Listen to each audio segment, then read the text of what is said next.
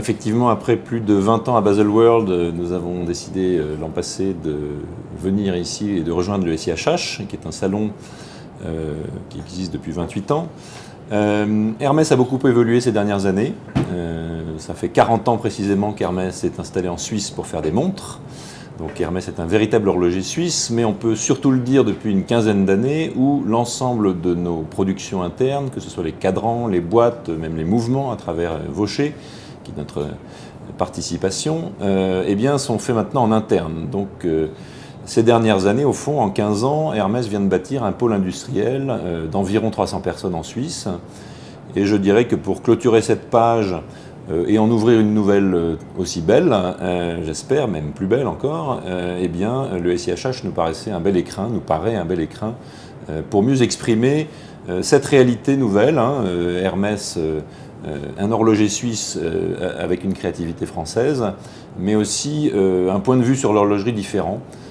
Nous proposons à nos clients une vision du temps différente, une vision peut-être un peu moins quantitative, un peu moins dans la mesure du temps, même si évidemment nos montres mesurent le temps. Mais nous proposons un temps qualitatif également. Nous voulons transmettre à nos clients notre fantaisie, notre légèreté, notre créativité, notre humour parfois, dans nos complications particulières ou dans notre style.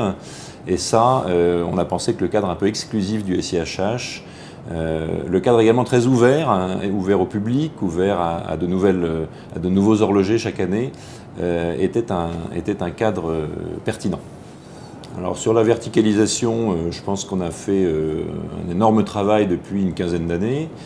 Maintenant, nous sommes quasiment autonomes pour la plupart de nos productions. Et aujourd'hui, avec un pôle de 300 personnes, nous sommes stabilisés. Maintenant, le dernier acte, ça a été finalement début 2017, la réunion sur le site du Noirmont dans le Jura de nos activités cadrans et boîtes. Nous avons maintenant un site très performant, très moderne, très efficace.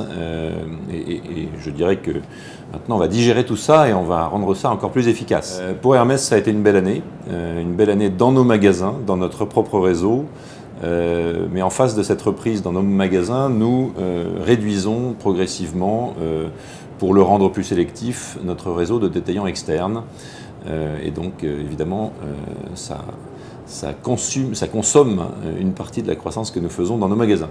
La stratégie, c'est d'être distribué par les meilleurs partenaires qui sont d'abord évidemment nos propres magasins et ensuite parmi les 500 portes, 500 détaillants externes avec qui nous travaillons dans le monde entier, eh bien, de nous concentrer sur les plus loyaux, les plus efficaces, ceux qui ont les pratiques commerciales qui nous conviennent et ceux qui se battent pour nous tout simplement. Donc il y en a beaucoup, heureusement.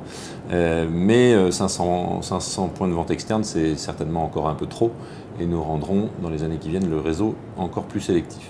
Alors écoutez, nous avons la chance depuis 2-3 ans en tout cas d'avoir rééquilibré les différents pays.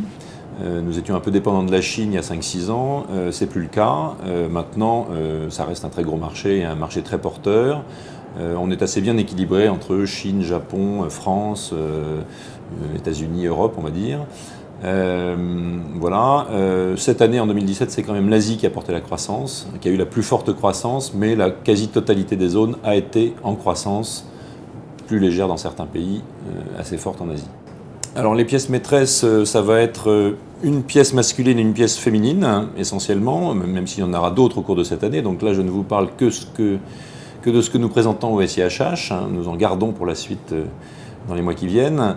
C'est d'abord le lancement de la Carré-H, cette nouvelle montre que je porte, qui est une création du designer français Marc Berthier, avec nous, et qui est en fait l'extension d'une série limitée que nous avions proposée il y a 8 ans, en 2010, et que nous introduisons aujourd'hui dans notre collection avec notre propre mouvement, avec nos propres boîtes, nos propres cadrans, etc., et qui a été complètement redesignée par Marc Berthier.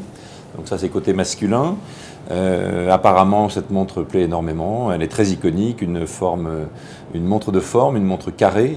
Pour Hermès, c'est pas surprenant, mais c'est la première chez nous. Et puis côté féminin, nous avons toujours pour stratégie de relancer, de revivifier nos 3 piliers, et particulièrement celui qui a tellement bien fonctionné l'an dernier, la Cape Cod, qui est une montre très iconique, qui a 25 ans, un peu plus maintenant. C'est un carré dans un rectangle, un carré dans une chaîne d'encre Hermès. C'est un succès mondial l'année dernière, vraiment, pour la première fois un succès mondial en fait, puisque c'était une montre très franco-américaine, et nous en sommes très satisfaits, c'est très porteur d'avenir cette année encore.